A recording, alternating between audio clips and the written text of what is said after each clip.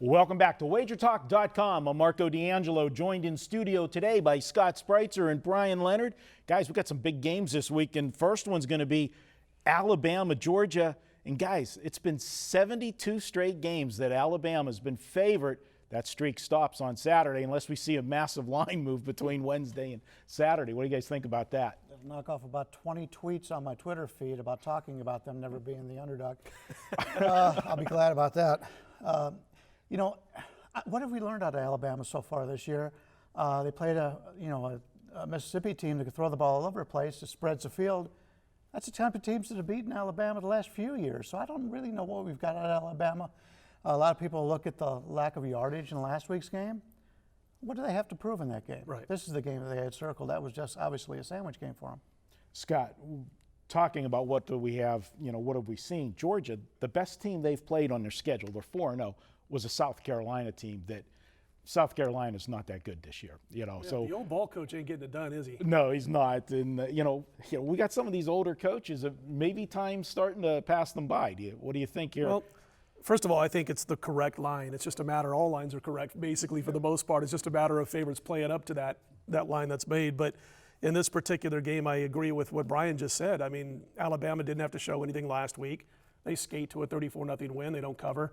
38-point favorite, I think, in that game.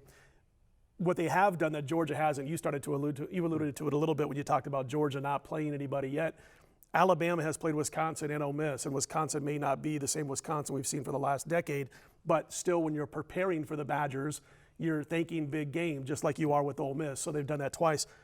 The offenses that have their best success against Alabama since Saban has been there are those with a quarterback who can move.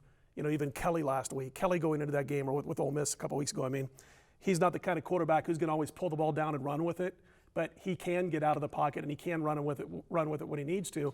And Lambert, he's a big kid. He's Big Ben type build, talking about Roethlisberger, but he doesn't run around parallel to the line of scrimmage and extend plays like Big Ben can, and he doesn't pull the ball down and run away with it, 15, 12 even yards when he needs to get out of the pocket. So I'm interested to see how he does, Lambert, when that pocket starts to close a little bit around him. It's all a matter of Alabama getting penetration also against Chubb, the running back for Georgia.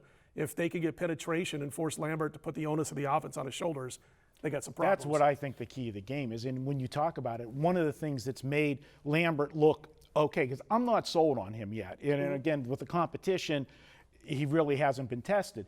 But he's got the benefit of a great running game. Sure.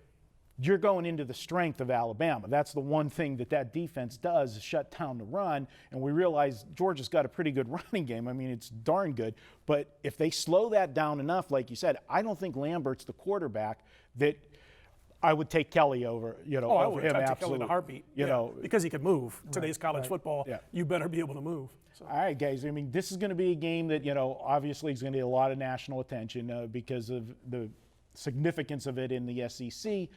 Brian, if I put you on the spot here, what are you thinking? Georgia's 21-2 straight up at home. But I don't think they played, as you pointed out, I don't think they played anybody yet. We don't know much about them. This is the kind of offense that Alabama can stop, I believe. So it's either an underplay or it would be Alabama for me.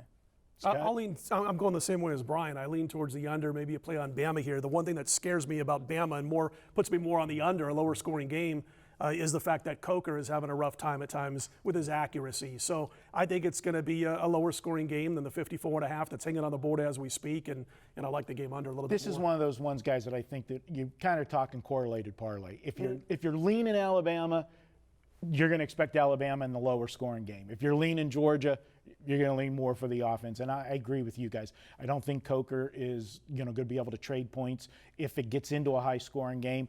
And I think that the Alabama defense will slow down the Georgia running game enough to put the pressure on Lambert. I'm going to go ahead and take the under. We'll make it, unanimous here for the National Spotlight game. And, guys, we got a couple offers this weekend. Don't forget, all weekend long. If you sign up on Thursday, you can get Thursday through Monday at the website. Pick your favorite capper. Get all of their plays Thursday through Monday for $69. Also, if you're a first-time buyer at Wager Talk, we got a special deal. After your first $12 purchase, you can get $50 sign-up bonus. Just email support after your first $12 purchase with your username, and we'll put $50 in your account. That's it for this video. Be sure to check out all of our other videos for this weekend's games at wagertalk.com.